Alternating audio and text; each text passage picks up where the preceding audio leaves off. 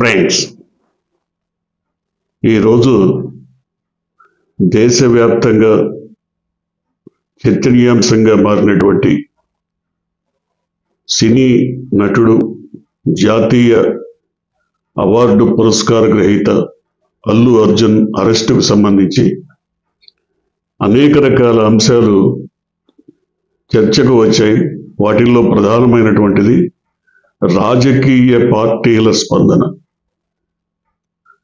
ముఖ్యంగా అల్లు అర్జున్ అరెస్టుకు సంబంధించి ప్రముఖుల స్పందన, రాజకీయ పార్టీల స్పందన, అలాగే రాజకీయంగా తెర వెనుక ఏదో ఉందన్న అనుమానాలు, వీటన్నిటినీ ఒకసారి చూసినప్పుడు జాతీయ స్థాయిలో కేంద్ర మంత్రులు సహా అనేక మంది అరెస్టుకు సంబంధించి తీవ్రంగా స్పందించినటువంటి విషయం. కేంద్ర మంత్రులు కూడా అరెస్టు విషయంలో ఇందులో ఏదో దాగుంది, తెర వెనుక ఏదో నడిచింది, ఇంత సీరియస్గా అని కూడా జనరల్గా ఒక వ్యక్తిని కక్ష సాధించాలి ఆ వ్యక్తిపై అనుకున్నప్పుడు శుక్రవారం నాడు అరెస్ట్ చూపిస్తే శనివారం, ఆదివారం సెలవులు వస్తాయి కాబట్టి ఆ 2 రోజులు బెయిల్ వచ్చే అవకాశం ఉండదు కాబట్టి ఖచ్చితంగా వాళ్ళు ఆ 2 రోజులు జైల్లో ఉంచేటువంటి పరిస్థితి. ఎందుకంటే హై ప్రొఫైల్ ఉన్న వ్యక్తి బెయిల్ తెచ్చుకోవడానికి రకరకాల ప్రయత్నాలు చేస్తారు కాబట్టి సెలవు దినాల్లో అయితే ఆ 2 రోజులు వచ్చే అవకాశం లేకుండా చేయటం, అది కూడా ఉదయం అరెస్ట్ చేసి సాయంత్రం వరకు అందరికి కోర్టులో ప్రవేశపెట్టకుండా, రిమాండ్ చూపించకుండా, తర్వాత సాయంత్రం 5 తర్వాత రిమాండ్ చూపిస్తే 6:30-7 గంటల కల్లా బ్యారక్ క్లోజ్ అయిపోతుంది.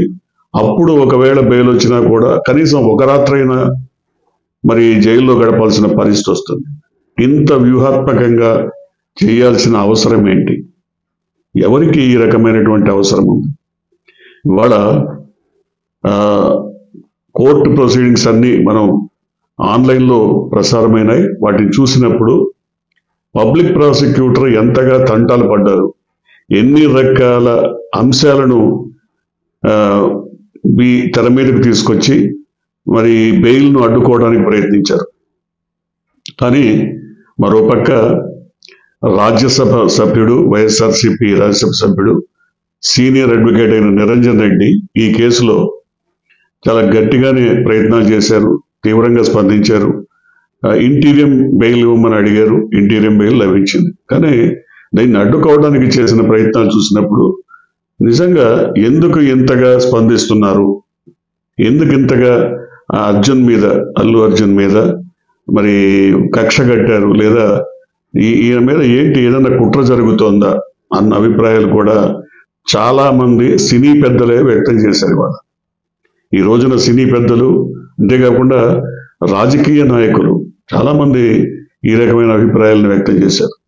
అయితే బీజేపీకి సంబంధించి కేంద్ర ప్రభుత్వంలో ఉన్నటువంటి మంత్రులు కానీ, లేదా తెలంగాణ ప్రాంతానికి సంబంధించినటువంటి మంత్రులు కూడా తీవ్రంగానే స్పందించారు. కిషన్ రెడ్డి కానీ, బండి సంజయ్ కానీ, వీళ్ళందరూ కూడా ఈ అరెస్టుని ఇంతగా ఎందుకు ఇచ్చేయాల్సి వచ్చింది, దీన్ని ఇంత క్లియరప్ చేయాల్సిన అవసరం ఏమొచ్చింది అనేది. అయితే రాష్ట్ర ముఖ్యమంత్రి, తెలంగాణ రాష్ట్ర ముఖ్యమంత్రి ఢిల్లీలో ఇవాళ మాట్లాడుతూ అల్లు అర్జున్ విషయంలో ఎందుకంతగా మీరు స్పందిస్తున్నారు, ఆయన దేశ సరిహద్దుల్లో పోరాడి ఏదో ఘనత సాధించిన యోధుడా, లేకపోతే ఇంకేంటి, ఆయన ఏదో స్వాతంత్ర సమర యోధుడు, ఎందుకని ఆయన గురించి అంతగా మీరు ఇది చేస్తున్నారు? రెండోది, అల్లు అర్జున్కి సంబంధించినంత వరకు ఆయన సినిమా నటుడు, కోట్ల రూపాయలు పెట్టుబడి పెట్టి సినిమాలు తీస్తాడు, 100 కోట్లు సంపాదించుకుంటాడు, ఏంటి ఆయన అరెస్ట్ చేస్తే తప్పేంటి అన్న విషయాన్ని నేషనల్ మీడియాతో మాట్లాడుతూ ఆయన పలు సందర్భాల్లో ఈ రకమైనటువంటి వ్యాఖ్యలు చేసినప్పుడు ఏదో ఉంది మొత్తం మీద. ఎందుకంటే ఒక ప్రముఖ వ్యక్తిని, సినీ నటుడు కాకపోయినా, రాజకీయ నాయకుడైనా, మరో రంగంలో ప్రముఖుడైనప్పటికీ వాళ్ళని అరెస్ట్ చేసేటప్పుడు ముఖ్యమంత్రికి తెలియకుండా పోలీసులు మరి చర్యలు తీసుకునే అవకాశం లేదు. ఇక్కడ అల్లు అర్జున్ విషయంలో కూడా తప్పకుండా ఆయనకి తెలిసే ఉంటుందనేది చాలా మంది చెప్తున్నటువంటి మాట. అయితే ముందుగా ఆయన నాకు పూర్తి వివరాలు తెలియదన్నప్పటికీ తర్వాత ఆయన స్పందించిన తీరు, మాట్లాడిన పద్ధతి, వాడిన భాష చూసిన తర్వాత ఖచ్చితంగా దీని వెనక ఏదో ఉంది అని ఇప్పుడు అనేక రకాల చర్చలు బయట వినపడుతున్నాయి. అయితే వైఎస్ఆర్సీపీ అధ్యక్షుడు జగన్మోహన్ రెడ్డి కూడా దీనిపైన ఒక ట్వీట్ చేశారు. ఈ అరెస్ట్ని ఆయన ఖండించారు, నిరసించారు. ఇది అసంబద్ధమైనటువంటి విషయం, ఆయనకు సంబంధం లేకపోయినా అక్కడ ఏదో ఒక ఇన్సిడెంట్ అయితే జరిగింది, కానీ దాంట్లో ప్రత్యక్షంగా ఆయనకు సంబంధం లేకపోయినా అనుచితంగా అరెస్ట్ చేశారని ఆయన అభిప్రాయపడ్డారు. అయితే ఇవాళ కోర్టు ప్రొసీడింగ్స్లో చూసినప్పుడు నిరంజన్ రెడ్డి కానీ మరికొంతమంది కానీ ఆయన తరఫున నేరుగా హాజరైనటువంటి వాళ్ళు కానీ వాళ్ళు ఏం చెప్తున్నారు, ఇలాంటి ఇన్సిడెంట్స్ అన్నీ భారతదేశ వ్యాప్తంగా ఎన్ని జరిగాయో వాటన్నిటినీ కోట్ చేశారు. వాటన్నిటినీ కోట్ చేస్తూ ప్రధానంగా ఆంధ్రప్రదేశ్లో గోదావరి పుష్కరాల సందర్భంగా ఒక వ్యక్తి తన కుటుంబాన్ని వెంటేసుకొచ్చి ఆ కుటుంబ సభ్యులందరూ స్నానాలు పూర్తయ్యే వరకు అందరినీ ఆపేసి ఒక్కసారిగా గేట్లు తెరవడంతో 30 మంది తొక్కిసలాటలో చనిపోయినటువంటి పరిస్థితి. మరి అప్పుడు ఎవరిని బాధ్యులు చేయాలి? అరెస్ట్ చేశారా? ఎవరినైనా ఇప్పుడు ఇట్లా బాధ్యులు చేయాల్సిందే కదా. ఇంత పబ్లిక్ అంతా కూడా గ్యాదర్ అయ్యేటువంటి చోట మరి ఎందుకు ప్రికాషన్స్ తీసుకోలేకపోయారు? ఇవాళ ఒక మహిళ చనిపోయింది తొక్కిసలాటలో, కానీ అక్కడ 30 మంది ప్రాణాలు బలిగొన్నారు కదా. మరి దాన్ని ఎందుకు మీరు పట్టించుకోరు? అది ఒకటే కాదు, టీడీపీ ప్రచార సభలు పెట్టినప్పుడు బాగా గ్యాదరింగ్స్ వచ్చినప్పుడు 8 మంది రెండు చోట్ల చనిపోయారు, తొక్కిసలాటలోనే చనిపోయారు. మరి అప్పుడు వాటిని ఎవరిని బాధ్యులు చేయాలి? ఎవరు వస్తే ఎవరి కోసం వచ్చారు వాళ్ళంతా జనం? సో ఇలాంటి అంశాలను కూడా ఇవాళ కోర్టులో ప్రస్తావించారు. కోర్టులోనే కాదు, బయట కూడా దీని మీద చర్చ జరుగుతోంది. ఇలాంటి అనేక రకాల ఉత్తరాది రాష్ట్రాల్లో కూడా ఇలాంటి పబ్లిక్ గ్యాదరింగ్స్ వచ్చినప్పుడు వాటిల్లో పోలీస్ కనుక ఫెయిల్ అయితే, పోలీస్ ప్రికాషన్స్ తీసుకోలేకపోతే, ఇంటెలిజెన్స్ కనుక సరిగా డీల్ చేయలేకపోతే ఖచ్చితంగా ఇలాంటివి జరుగుతాయి. వాటికి వచ్చిన గెస్ట్నో లేకపోతే మరొక ప్రముఖుడినో బాధ్యుడిగా చేసి మరి అతన్ని తీసుకెళ్లి అరెస్ట్ చేయటం అనేది కరెక్ట్ కాదు కదా. పోనీ అదే రకంగా మిగతా చోట్ల జరిగి ఉంటే, పుష్కరాల్లో జరిగినప్పుడు అక్కడ ఎవరిని అరెస్ట్ చేశారు? చేయలేదు కదా, ఎవరిని అరెస్ట్ చేయలేదు కదా. చేయాలంటే ప్రముఖుడు, అక్కడ వచ్చిన ప్రముఖుడు ఎవరో ఆయన అరెస్ట్ చేయాలి. సో ఇలాంటి అంశాలు వచ్చినప్పుడు వీటిని కూడా ఉదాహరణలుగా కోర్టులో అడ్వకేట్స్ చూపించారు.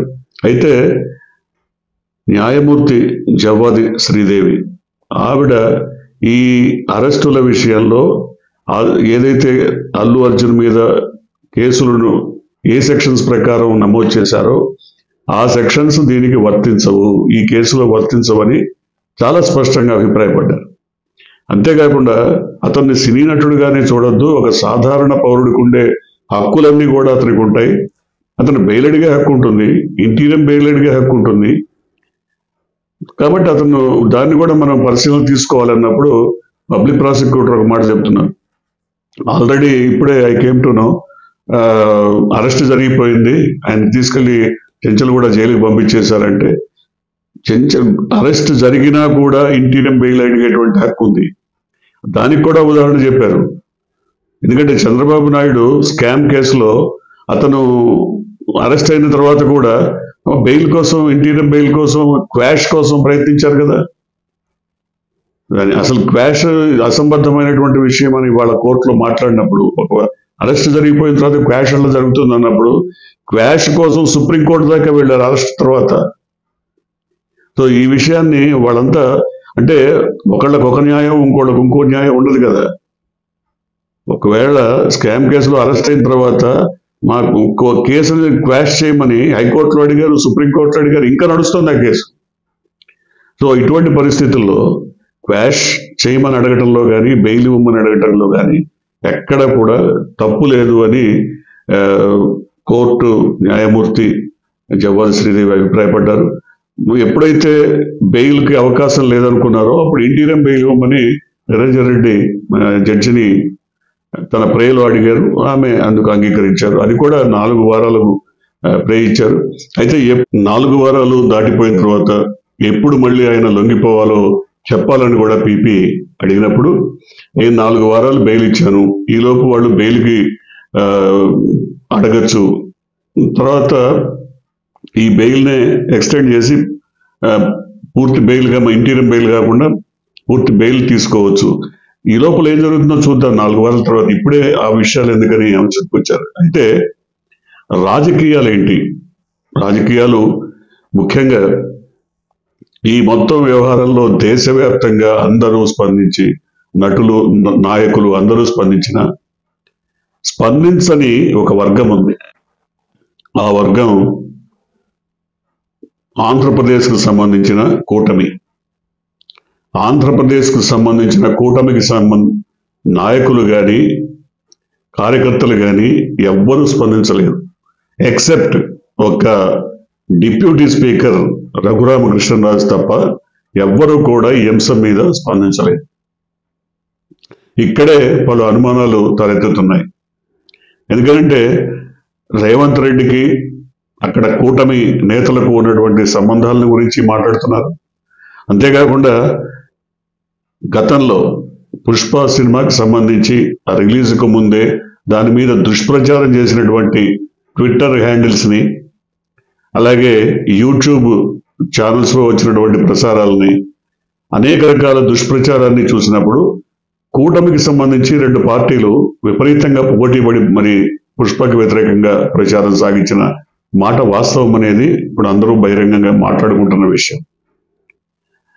అయితే జనసేన కానీ, మరి తెలుగుదేశం కానీ, లేదా ఆంధ్రప్రదేశ్కు సంబంధించిన బీజేపీ కానీ ఎక్కడ దీని గురించి మాట్లాడలేదు. ఈవెన్ తెలంగాణలో బీఆర్ఎస్ కూడా స్పందించింది, కేటీఆర్ కూడా స్పందించారు, బీజేపీ స్పందించింది, కాంగ్రెస్ మాత్రం స్పందించలేదు. ఇక్కడ ఉన్నటువంటి ముఖ్యమంత్రి లేదా అక్కడ ఉన్నటువంటి కూటమి ఎందుకని స్పందించలేదు? ఇక్కడ ఉన్నటువంటి ముఖ్యమంత్రి, తెలంగాణ ముఖ్యమంత్రి ఏం స్పందించారు? ఆయన స్వాతంత్ర సమర యోధుడా లేదా సరిహద్దుల్లో పోరాడిన యోధుడా?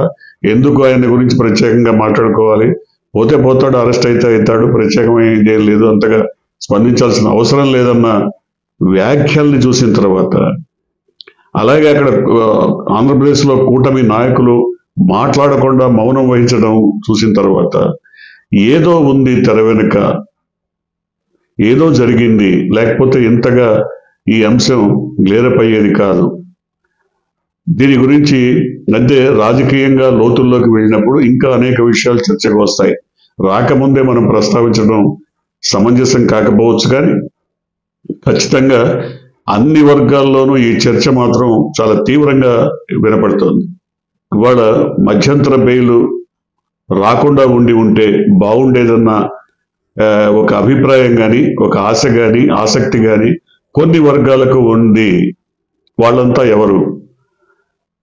వాళ్ళంతా ఎవరో మొత్తం మీద ఈ నిరంజన్ రెడ్డి చేసిన ప్రయత్నం, వైఎస్ఆర్సీపీ రాజ్యసభ సభ్యుడిగా ఉన్నటువంటి నిరంజన్ రెడ్డి చేసినటువంటి ప్రయత్నం చూసిన తర్వాత గట్టిగానే ఆయనకు వ్యతిరేకంగా కూడా మాట్లాడేవాళ్ళు ఉన్నారు. అయితే నిరంజన్ రెడ్డి సినిమా నిర్మాత, అల్లు అర్జున్ కుటుంబంతో కూడా ఆయనకి సంబంధం ఉంది, నిర్మాతగా ఆయనకి సంబంధ బాంధవ్యాలు ఉన్నాయి. సో అంతేకాకుండా అల్లు అర్జున్ మామగారు ఎవరైతే ఉన్నారో చంద్రశేఖర్ రెడ్డి, ఆయన కూడా రాజకీయాలకి సంబంధం ఉన్న వ్యక్తి, ఆయనకు కూడా కొంత పలుకుబడి ఉంది, ఆయన కూడా నిరంజన్ రెడ్డి వీళ్ళందరికీ దగ్గరి మనిషి. సో అందువల్ల ఆయన కేసును టేకప్ చేశారా? లేదు, ఏ విధంగానైనా లేదు, అతను పెద్ద లాయర్ కాబట్టి ఆయన అప్రోచ్ అయ్యారా? మొత్తం మీద ఆయన ఇవాళ మధ్యంతర బెయిల్ తీసుకురావడంలో పూర్తిగా విజయం సాధించారు. కానీ కనీసం ఒక్క రాత్రైనా ఆయన్ని జైల్లో ఉంచాలన్నది కొన్ని వర్గాల అభిప్రాయంగా, కొన్ని వర్గాల ఆలోచనగా చెప్తున్నారు. ఎందుకంటే అక్కడ జరిగిన ఇన్సిడెంట్కి సంబంధించి చాలా రకాల వాదనలు నేను ఆన్లైన్లో కోర్టు ప్రొసీడింగ్స్ చూసినప్పుడు నాకు అర్థమైంది. వాళ్ళు ఎంతసేపటికి పోలీసులు అక్కడ విఫలమయ్యారు. పోలీసులు సినిమా నటుడిగా అల్లు అర్జున్ని మామూలు జనంతో పాటు వాళ్ళు కూడా చూడటానికి ఆసక్తి చూపించి ఆయన చుట్టూ గుమికూడారే తప్ప పెద్ద సంఖ్యలో వచ్చినటువంటి ప్రజల్ని వాళ్ళందరినీ సర్ది చెప్పడం కానీ, కూర్చోబెట్టడం కానీ, లేదా వాళ్ళని స్ట్రీమ్లైన్ చేయాల్సినటువంటి బాధ్యతను మాత్రం విస్మరించారని మరి నిరంజన్ రెడ్డి గారి తరఫున అడ్వకేట్స్ కూడా మాట్లాడారు. కాబట్టి ఎక్కడైతే పబ్లిక్ గ్యాదరింగ్స్ ని స్ట్రీమ్లైన్ చేయాలో వాటిని సరిదిద్దాలో అక్కడ పోలీసులు లేరు, ఉన్నవాళ్ళు కూడా చాలా స్వల్పంగా ఉన్నారు. ఒక పక్క ప్రీమియర్ షోకి భారీ సంఖ్యలో విఐపీలు, ఆ చిత్ర హీరో హీరోయిన్ తర్వాత నిర్మాతలు దర్శకులు వీళ్ళంతా వచ్చేటప్పుడు వీటి పబ్లిక్ గ్యాదరింగ్ ఎక్కువగా ఉంటుందని పోలీసులకు తెలిసిన్నప్పటికీ కూడా మరి లిమిటెడ్ పీపుల్ ఎందుకు పంపారో అర్థం కావట్లేదు. బందోబస్తు విషయంలో ఫెయిల్ అవ్వడం వల్లనే తొక్కిసలాట జరిగిందనేది చాలా మంది చెప్తున్నటువంటి మాట. అయితే అల్లు అర్జున్ బయటకు వచ్చి మా అభిమానులందరికీ అభివాదం చేస్తూ లేదా చేతులుపుతూ వెళ్ళడం వల్లనే తొక్కిసలాట జరిగిందనేది అవతల వర్గం వాదిస్తున్నటువంటి విషయం. ఏది ఏమైనా తొక్కిసలాటల్లో ఇటువంటి ఇన్సిడెంట్స్ జరిగిన సందర్భంగా ఎవరిని బాధ్యులు చేస్తూ ఇంతవరకు అరెస్టులు జరిగాయి, వాటిని మాత్రం చాలా ప్రముఖంగా ఉత్తరాదిలో కూడా జరిగినటువంటి అనేక అరెస్టుల్ని నిరంజన్ రెడ్డి ప్రస్తావించారు. అందులో సినీ నటులకు సంబంధించినవి కూడా ఉన్నాయి సంఘటనలు. సో ఏది ఏమైనప్పటికీ ఈ అరెస్ట్ వెనుక ఒక రాజకీయ కుట్ర ఉంది. రాజకీయపరమైనటువంటి ఏదో తెర వెనుక ఎవరిని సంతృప్తిపరచడానికో ఈ అరెస్ట్ జరిగిందన్న అంశం మాత్రం తీవ్రమైనటువంటి చర్చనీయాంశంగా ఉంది. చూడాలి, త్వరలోనే అన్ని బయటకు వస్తాయని ఆశిద్దాం.